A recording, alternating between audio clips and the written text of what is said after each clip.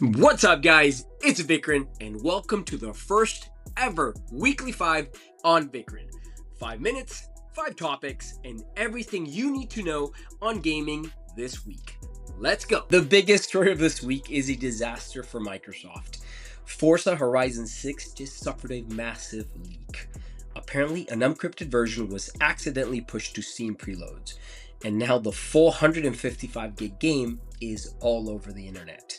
Playground Games just put out a statement confirming the leak, and they aren't playing around. They are threatening hardware bans, not just account bans, for anyone caught playing the game. Despite the leak, the game is still sitting at number 2 on the Steam charts. You know what, most people don't want a buggy, crashy, heavy prior built game anyways. So, if you bought the premium edition, your officially early access starts this Friday, May 15th. My advice, stay off of Reddit. You don't want to know the ending or the car list. It is only a few more days. In the Switch 2 world, tomorrow is a huge day if you're a Nintendo fan. Indiana Jones and the Great Circle is finally launching on the Switch 2, and honestly, it feels like a milestone. For a long time, if you wanted to play a massive cinematic game like this, you basically had to be tethered either to a PS5, Xbox, or a beefy PC. But seeing Indy, the full game, no corners cut, running on a handheld is just freaking cool. Early reports are saying it's surprisingly smooth. The developers at Machine Games basically said they didn't want to strip the game down to make it fit. They wanted it to feel one-to-one with the other versions. And if you're like me and you love physical media, you'll be happy to know that the entire game is on the actual cartridge, so you don't have to deal with those annoying digital downloads. So, if you've been thinking about a Switch 2 or you wanted to get a Switch 2, I think this is the perfect time with Indiana Jones and the Great Circle. Alright, let's talk about the one story that's been blowing up on the forums all weekend. Nintendo just officially announced a global price hike for the Switch 2. And it's a bit of a shocker. I mean, the console has only been out not even for a year yet. So, if you're in the US, the price jump is from $449 up to $499.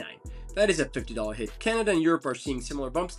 And if you're in Japan, your price hike actually hits in just 2 weeks on May 25th. That sucks.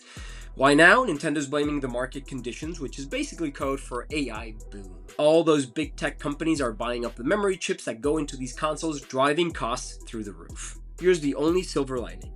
The hike doesn't officially kick in for North America and Europe until September 1st. My advice, if you've been waiting for a Black Friday sale or a price cut, forget it. The deal is buy it now before it costs you an extra $50. Grab it while it's still at launch price. It is a massive week for indies. Today, Outbound has officially launched on PC and Xbox. It's also coming to the Nintendo Switch 1, 2, and PS5, but that's on the 14th of this month. If you haven't seen the trailers, it's basically Van Life, the game. You get this empty camper van and you build your entire life inside of it. Crafting stations, solar panels, the works. It's got a 4-player co-op mode, and honestly, it's the perfect chill-out game after a long day. It's got a launch week discount on Steam, so grab it while it's cheap.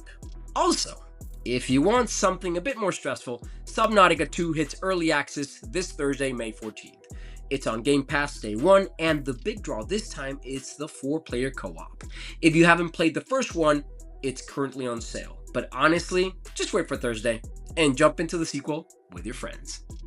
To wrap things up, we have the Activision 2026 Publisher Sale, which just went live across all major digital storefronts. The steal of this week is Call of Duty Black Ops 7. Its biggest drop yet at 45% off. That brings it down to about $38.